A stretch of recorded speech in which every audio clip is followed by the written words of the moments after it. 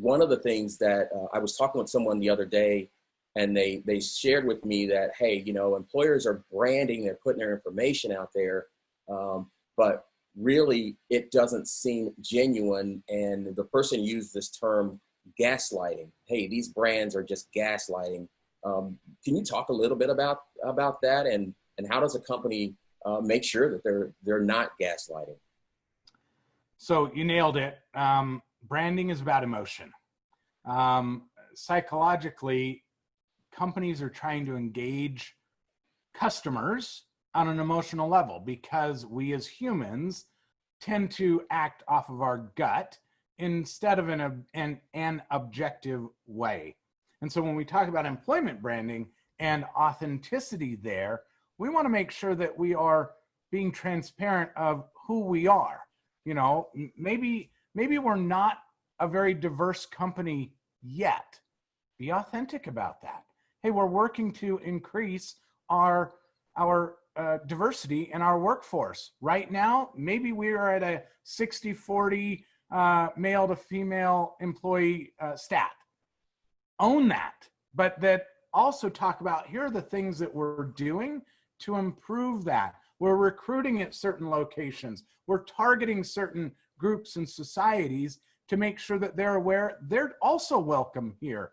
And so when it comes to gaslighting, in fact, I wanted to read, just for a level set, the definition so that we're all on the same page. So let me read the definition of gaslighting here. Is that okay?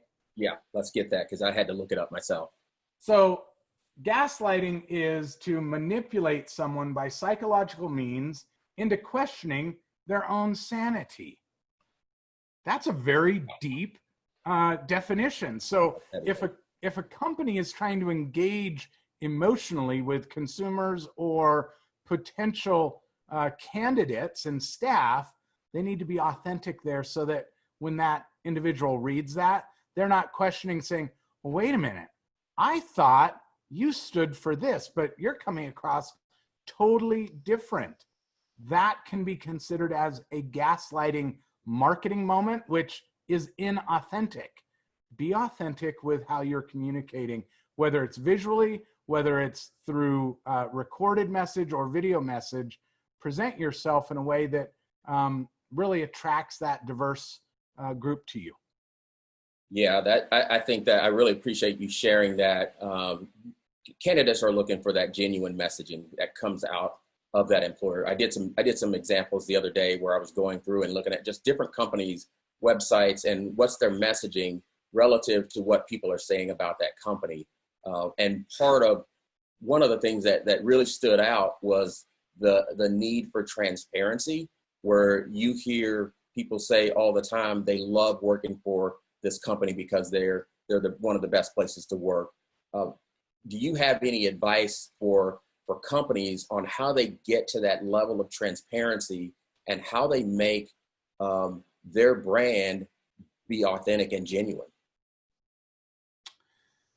It's got to start at a baseline, right? They've got to create their brand and who they want to be. They need to determine what values they want to communicate to the community.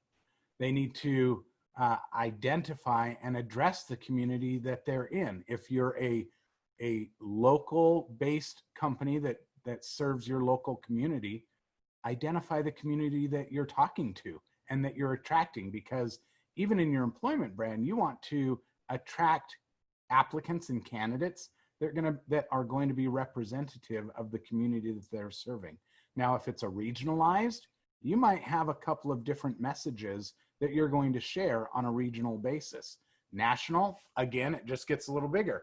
Your overall national employment brand message is going to lead the way on your regionalized or localized employment brand. That then will help candidates to identify, wow, that's a company that addresses some of the values and concerns that I have.